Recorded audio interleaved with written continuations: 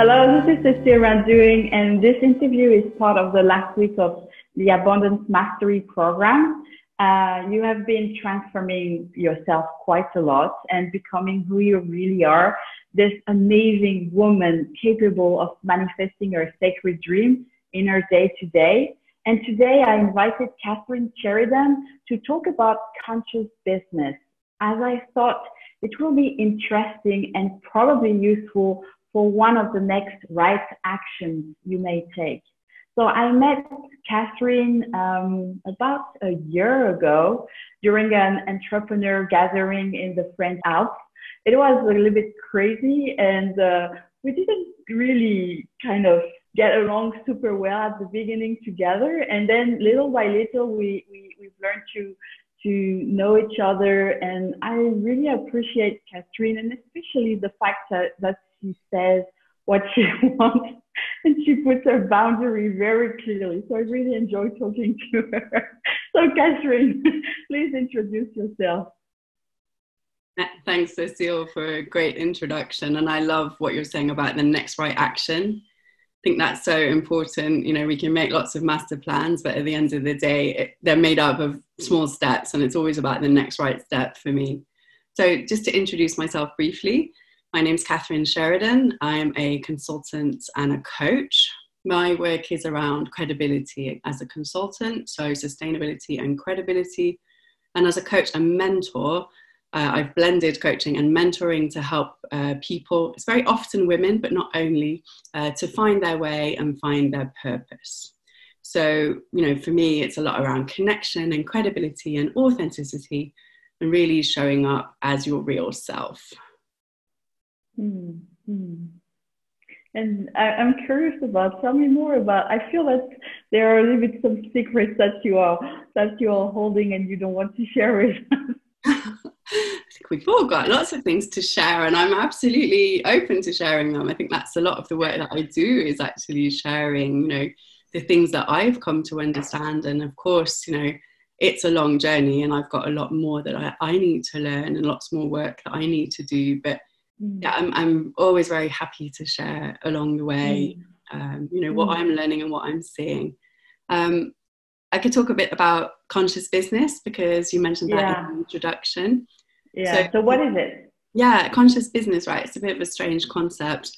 To me, it's about connection, firstly. So, you know, connection to ourselves, to other people, and to the world around us. A conscious business is a values-driven business. So you're in line with your values and you're in line with your purpose. We do need change. I think many people will see that, you know, we need to change the system. And with a conscious business, you can start to make change from within, because, you know, business and consumption has a big impact on how we live and the impact that we have on the planet and on people. It takes a long time to make change, you know, through government and through the financial system, but we can really make change now as consumers and citizens and as businesses. So to me, that all fits within the conscious business umbrella. And have you, because I understand that you had different businesses and now you are kind of starting something new, or in the beginning of something new. Are you using those principles for your own business? Yeah, I am. I mean, I set up my consulting company in 2008, and it's a sustainability communications consultancy. So I still have that. That's still my main business. What I'm doing at the moment is really transforming it so that the focus is very much on credibility and leadership. Because we need leaders who show up, and we need businesses that stand by their values. I've worked a long time. I've worked nearly 20 years in sustainability. But what we see in sustainability is you also have a lot of companies that do a lot of damage, and they still have a sustainability department and they have a sustainability report, and they go to sustainability conferences. They might even win awards, you know. So for me, it's about doing things differently, because that's just not enough. So I'm bringing together all of that I've learned into my consulting practice, but also into my coaching practice, which is a relatively new thing. it's something that I've always done, but it's now that I've really made it more concrete, and I'm telling people that I'm doing it and that I'm available to help them with that. So I'm definitely bringing all of these elements into both businesses. So what's important about conscious business? Well, we need change, and we're all consumers. And I feel like the lockdown was a gift to some people. Of course, to some people it was absolutely horrendous. But I mean, I was very lucky from my point of privilege. I was able to stay home. My work is online. And it was a reflection period for me, even more than normal. And I saw that it was happening for a lot of other people too. You know, how they live their lives, how they consume, how much they actually need.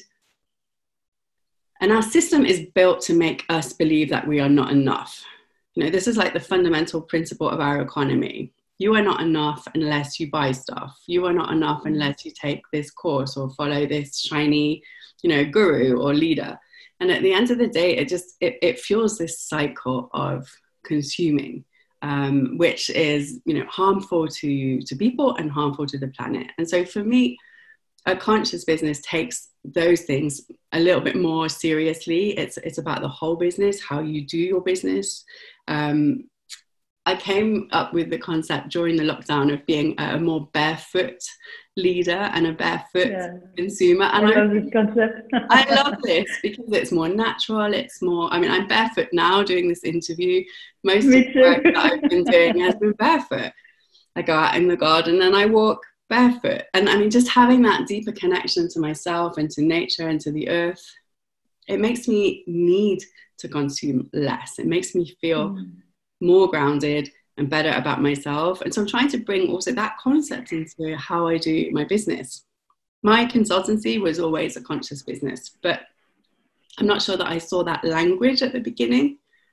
We were a sustainability business, but I won a conscious business leader award when I came back from sabbatical. And I thought, okay, we're really seen as a conscious business. And I mean, I received that because I'd been able to see the need that I had to step out of my business and resource myself to stop myself from getting completely burned out as an activist and as an entrepreneur. And so, you know, it all fits within this conscious business landscape. Concretely, what is a conscious business? I made some notes because I thought it's quite a tricky one. For me, it's about the whole business being done differently. So it's doing business differently. So my experience is around entrepreneurship, building really good team culture, but also communications, PR, and marketing. So it's about being truthful. It's about being real and authentic and showing up. It's not making claims that you cannot stand behind. That's the credibility piece of it. But it's also about how you spend your money, how you treat your people, what you expect from your suppliers, where you do your banking. You know, so some of those elements are coming out of sustainability, but just because you do sustainability doesn't make you a conscious business. I think a conscious business is a whole other level, and it's deeper and it's more authentic, and it's what we need right now is many more conscious businesses and many more conscious business leaders. Yeah, it feels like it's really connected to responsibility. Being responsible for your choice, for your actions, for your communication, and not just, as you say, choosing the bank that is close to your business, but the one that is resonant with your core, what you believe. Right, it's knowing your values. It's actually doing that personal work to know your values, know what your mission is, because you know, being in business or being an activist or an entrepreneur, it is hard at times. You know, people always say to me, oh, you were so brave to set up your own business. I'm like, it wasn't the setting up that was brave. It was the sticking around that was brave. Yeah. It's staying the course and showing up day after day through all of the ups and downs. And that's why I mentor entrepreneurs, because I think I've been through this cycle of up and downs, you know, so many times that it's just a natural thing for me to help people with. It's knowing your values, being in line with your values, and working in that way. Mm-hmm. And I have an urge about asking you a question. If we imagine that, let's say 50% of the business on earth are conscious business, not 100%, just 50%. Maybe right now it's 5% or 10%. But let's say we multiply by 5. What would be different for the work, for the people? It would be already an amazing world that you paint a picture of, because being a conscious business is by definition thinking about your impacts. And so a conscious business, or a world where most businesses were conscious businesses, or half of all businesses were conscious businesses, we would consume less, we would consume better, we would have a more circular model to the economy. So we wouldn't just buy something and throw it away when we're done, or when it breaks, when we don't need it anymore. It would go back, it would be reprocessed. But we would be more conscious, not just in our work, but also in our lives and in our actions. And we would then be focused more on the concept of right action. Yeah, that would be an amazing world. The climate would be not better, because we're in this system, but there would be improvements in the climate, and maybe we would have enough of a tipping point then to be able to start rethinking the system, because the system needs change. It's really easy to say the system is broken, but we can't let go of the fact that we are part of the system. So we have to change it. We have to change ourselves. And what I've seen over the years in sustainability and environmental activism, a lot of people go out there fighting, they go out there trying to save something. But when you haven't done the work on yourself, and I will fully admit that is a lifetime of work, and I've done a lot of it, but there's a lot more to do. But when you haven't done that work on yourself, you're going to burn out. You actually need to save yourself before you can go out and try to save something else. But that message is not out there. And that's what I see with all of the young activists that, I'm based around Brussels, so I'm based a lot around political discussions and lawmaking. And, when people don't get the changes that they want, they crash and they burn, and it's painful. Yeah. We need to look after ourselves. We need to show up for our businesses, but we need to show up for ourselves as well. Yeah. And understand that what bothers us is just the reflection of who we are. Yes. Everything is holding up a mirror to our own behavior. And there's a lot of inconsistencies, and that's why I talk a lot about credibility. You can be working in a business that's doing a lot around a certain issue, but if you're not living in that way, or if another part of the business is doing it in a different way, you're not credible. And so then it's not just about personal credibility and integrity, which is super important, but you lose influence, because if you're not credible, you're not authentic. If the real you and the values of your business are not coming across, you lose influence, because people are not trusting you. They're not listening to you anymore. Yeah. So in order to get there, where I don't know if it's possible right now, let's dream it is, what would be the different aspects of this conscious business? I mean, it's always about getting clear on your mission. You're not just going to go into work on Monday and say, right, we are changing our business into a conscious business, or I'm going to start a business that's a conscious business. You have to look at all the aspects of the business, but it needs to be embedded in the DNA of the company. And that's where it comes back a lot to the sort of fundamental questions of, how do you want to show up in the world? Getting clear on your calling, getting clear on why you do what you do, because there will be days when it's tough to keep showing up. I think that is really, really fundamental. If that's not in the DNA of the company and the business and the leader, then you're going to struggle to be a more conscious business. Like, who do you want to serve? What is your mission? Why are you here? Because there are so many issues in the world. We can't take them all on. There's one thing that's for you that you can make a difference on, and it's not the same thing as your friend who also is into environmental issues or making a difference or mindfulness or whatever it is. Like, we've all got our own thing that we're called to do. And I think that's where your work as a coach is really important. People need to find their path, because that's where we can be effective, because that's the work that we're called to do. And that to me is so central to the idea of a conscious business. A conscious business, I can't give you there are 10 points. If you do this and this and this, you look after your people and you have you make good investments. That sounds like sustainability. And I think what we're talking about in conscious business is going so much deeper into the DNA of who you are and who your company is and your embedded values. And then then you can be effective. And I've had to learn that. Yeah. You know what I love what you say, because first the women who are listening to this interview, they are there. They have worked on their mission, or what we call the sacred dream in the program. And they are in the process of claiming who they are. You know, like they've been redefining their identity, rewriting their story. So starting from a kind of fresh start, but with a lot of wisdom. And what I'm hearing is really gathering this beautiful energy that they, or imagine many other people have done, and really align to every step is, or every next step is the right step on this path of my mission or my sacred dream. Yeah, you need to know where you're going, what the end station is, so what that dream looks like, and it might evolve over time.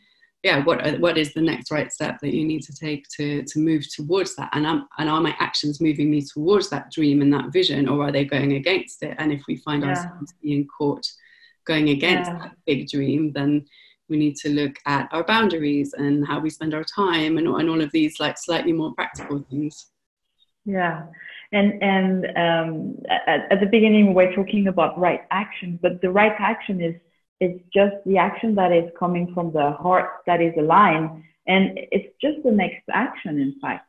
It is. It's the next step. I mean, once you're clear, but getting clear is extremely difficult. So, I mean, that is, if you've got people coming out of a program that are now clear on what they're doing, then all they need to do is take the next right step. For many of us, we get stuck for years in trying to find that clarity. So yeah, I think that's a helpful journey for people. So in fact, there is no steps. There is just being yourself and making sure you are on the right path. Follow the yellow brick road. I think so. I mean, I could try to define a kind of conscious business roadmap, but that feels a little bit inauthentic. It's once you know what your work is, and everyone's work is different and everyone's journey is different. Once you know what it is you're called to do and where you want to show up and how you want to show up, you just move towards that goal and you will get there. Yeah. It's quite simple. I think the best things are quite simple. These are the kind of universal truths, really. Maybe if there is no steps, maybe there are traps. So do you see any traps to avoid or to be vigilant or? Yeah, I mean, my work is all about credibility and authenticity. So you see a lot of companies out there making claims which are not necessarily true or cannot be backed up by evidence. So that's one big thing for me in my work. Also, what I see these days, and I'm talking about the sort of lockdown period, explosion of Black Lives Matter, I see a lot of companies and people jumping on the bandwagon of the trending topic, the latest hashtag. And these are all super important things that we need to support, but we also need to do our own work. And so not always rushing out to, I see a definite trend these days for shouting the loudest, who can shout the loudest. And bearing in mind, I come out of journalism and media and communications and marketing, where shouting the loudest is actually part of the model. I mean, I feel now that is too much, that there's too much noise. We need to be very clear. We need to communicate maybe less, but better. A bit like our consumption. Consume less, but consume better. So I think there are definitely traps. Like if you go out there trying to be, the best and the holiest, you will get caught out. It will backlash. It will backfire on you. So yeah, there are definitely some things to watch out for. And as I touched on before, doing your own work, it's like try to save yourself first before you put every bit of energy you have into trying to save, an external cause, because at the end of the day, like if we are not sustainable, then we cannot keep consistently fighting for change. And that is a job for the long haul. It's not going to be sorted this year or overnight, you know. Equality, social justice, environmental justice, they're all linked. I've been studying recently eco-psychology, which is about the link between people and planet. And you can't have sick people, you can't have healthy people on a sick planet. And right now we have sick people on a sick planet. It's not working on any front. So we need a change. And so the more people that can take kind of conscious business and conscious leadership principles into their life and into their work, and we will start to see the change that we need. Yeah. So it feels like, I love the energy about what you say, because it feels very nurturing, very feminine, compared to the kind of, it needs to change radically. You know, there is a kind of building of something new that is emerging, like we're going to birth it all together, versus like having a revolution to change it from one day it's this way and tomorrow it will be different. Yeah, I think that's true. I mean, the interests that are embedded in our system are so deeply embedded that anytime there is a threat to change that system, there is a huge backlash. We do need a revolution, but it has to be a revolution that we can all sustain, and a revolution that has a chance of actually making a difference. I like the notion always of the compassionate warrior. There's like, I am doing my work and I am, you know, part of this fight for change, but I want to do it in a way that's compassionate to myself, to others, and the planet. And I've always liked that concept of the compassionate warrior. Yeah. Maybe we can combine the barefoot leader and the compassionate warrior, and then, you know, we'll be on our way. Yeah. In the current program, because I'm only working with women, I'm talking about warrioress. Oh, so nice. yeah, I love this concept of barefoot, and it feels that the heart is really present too. Yeah, I think when your feet are connected to the ground, I mean, it doesn't take a lot to understand that we are part of nature. Yeah. And most of the problems that have arisen are because we've seen ourselves as separate from nature. We've seen nature as just a resource to dominate. And we've seen people, many sectors of society, as resources to also exploit and dominate. Yeah. And not understanding that we are part of this big cycle of life. Yeah, we're all connected. You know, we are connected to each other, and we are connected to the earth. And I think a bit more barefoot business would be helpful. As soon as people get back into their office buildings and into their suits and into their shoes. I mean, honestly, I've hardly worn shoes in 3 months.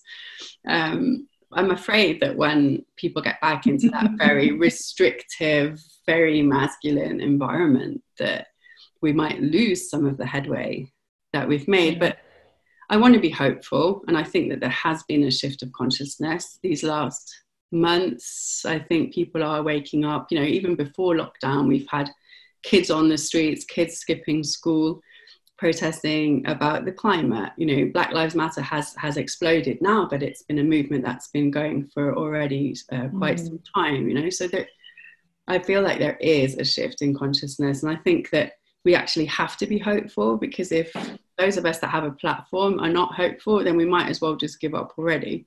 We need to share that hope, and we need to inspire others to do their thing and do it independently and do it better.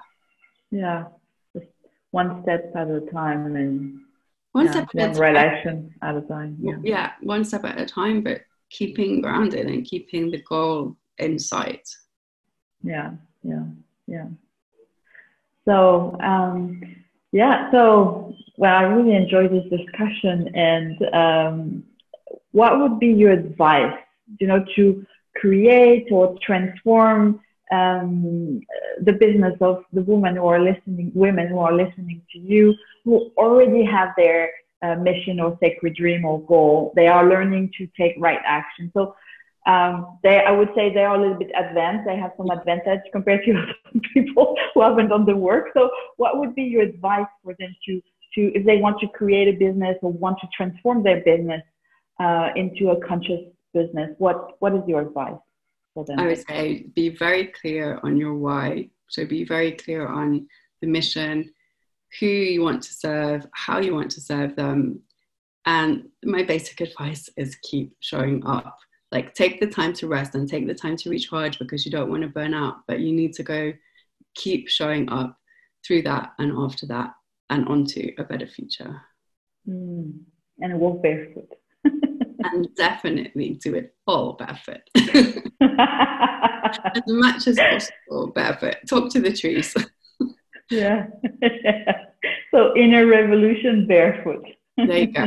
You've got it all worked out. All right. Thank you very much, Kathryn. All right. Thank you, Cecile. Thanks for having me. Bye-bye. Good luck.